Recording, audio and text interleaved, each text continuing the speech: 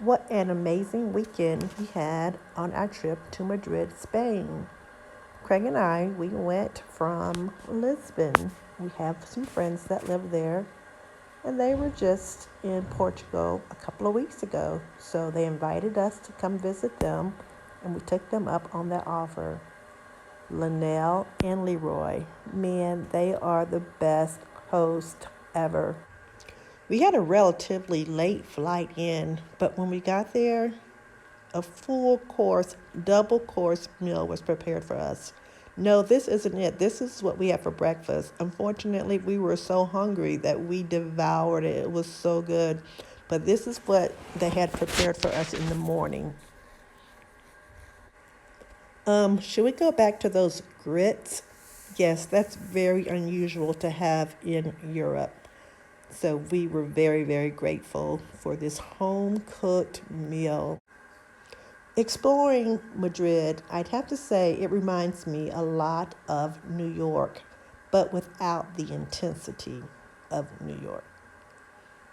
It was a combination of a food weekend and a shopping weekend.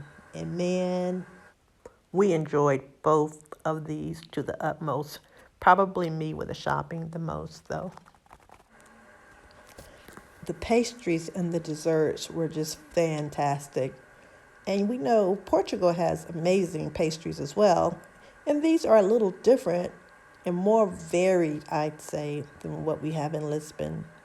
And they just look absolutely delicious. The biggest problem is deciding what to get. So much to choose from in all of their desserts that we came across as well. To be honest, Craig and I were probably a little bit overwhelmed by all the choices. So, Madrid for sure, and probably Spain in general, and maybe I could even go as far to say Europe is for foodies. For those who like trying all types of food and really enjoying it, this is the place to be.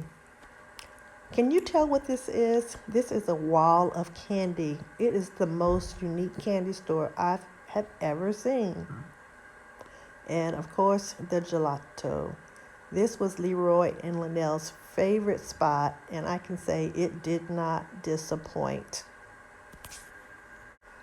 And part two, the shopping. This is a flea market that they have every Sunday, and it is crazy. You cannot believe it goes for miles. One of the largest, I think maybe the largest flea market in Madrid. I would have to say be sure to put your walking shoes on because there's so much to see and the terrain is up hills, down hills, around corners. So it's not for the faint at heart. But if you like a good bargain, this is it for you. Back to the food. Well, we know that Spain is known for its small plates or tapas, and they are everywhere. Really interesting, I'd say, for Craig and I to look at. We haven't quite gotten with the whole theme of the tapas or the small plates just because of the prices of them. Not that they're that expensive, but it's just such a small portion for the price, and we're a little confused on, like, I guess you're supposed to just order a few and share them. So especially in this environment where there's so much to choose from, we normally end up just looking instead of actually buying them and trying them. So I guess you could say we're working our way toward that, but we love looking at them, just all the interesting things that you can order and all the different types of combination that things come in. And then also we're probably just not sure exactly what to order and what tastes good and what doesn't. Like this is the octopus, like tapa. Not so sure about that.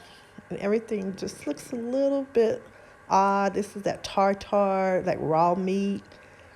Pass. We had to top it all off by stopping in just to hear some local music and to see the locals having fun. After enjoying the sights and sounds of Madrid, we headed back to Portugal.